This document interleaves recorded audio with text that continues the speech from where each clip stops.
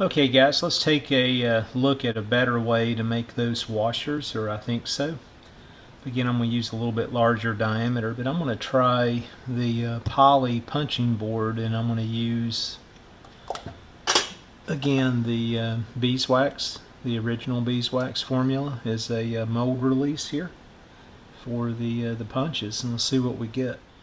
Again, same process. I've already got a ball of the silicone rubber rolled out. I'll kind of flatten it out here to start it, and then again, I'm going to make these about 1/4 of an inch thick.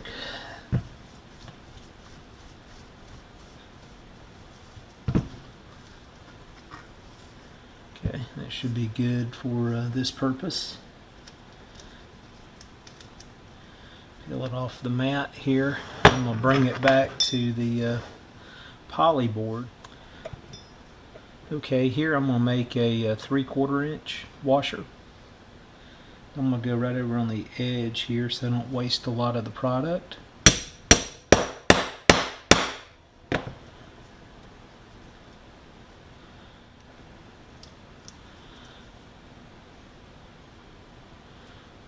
Looks good. Let's see if we can push this out now. It came right out. So there you have it as far as the thickness, and I tell you what, the original beeswax works perfect as a mold release on this sticky stuff. Let's try this punch now and see if we're successful. Again, I'm just eyeballing this. Let's see if I can get it close here.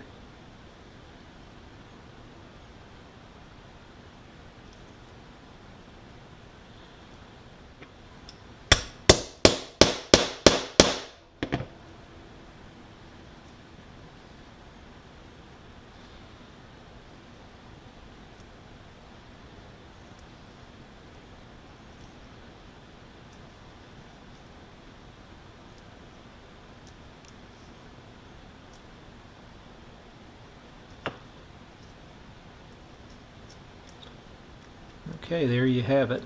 Looks pretty good. You can this stuff, you can just free-form it in your hands.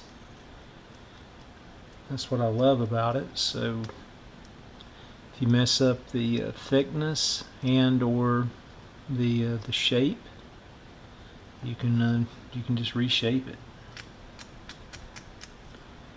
Flatten that out just a little bit more.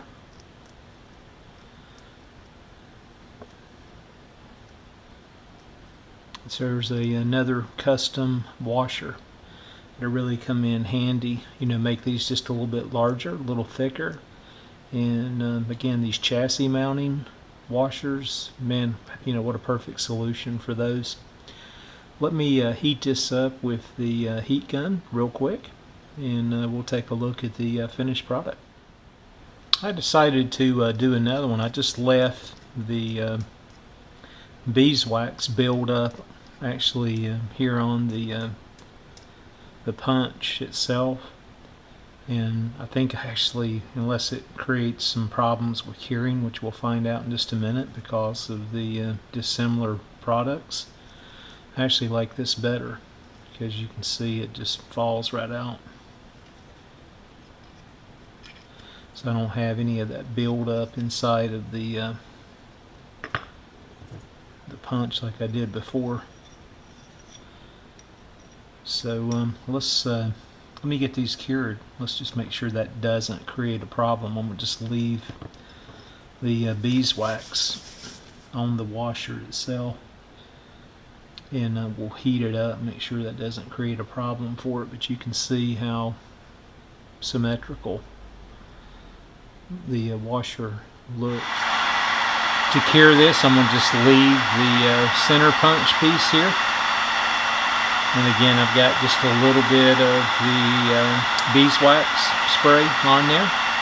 So let me just continue this and see what happens here, see if we get a good release. Okay, let's check and see how this releases now. I've got the temperature back down to about 78 degrees or so. This piece is still a little warm.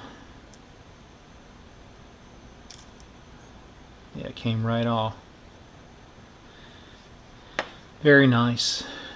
So there you go, folks. I'll go ahead and cure this other one off camera, but just shows you how quick you can make these custom washers, grommets.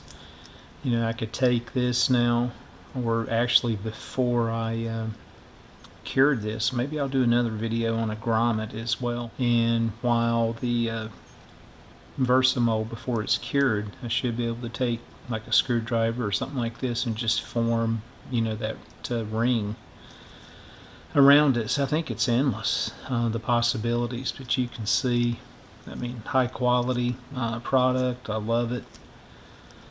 You can see the flexibility it has as well. So I'm talking about making some nice flat shock absorbing washers for you know, your radios or other.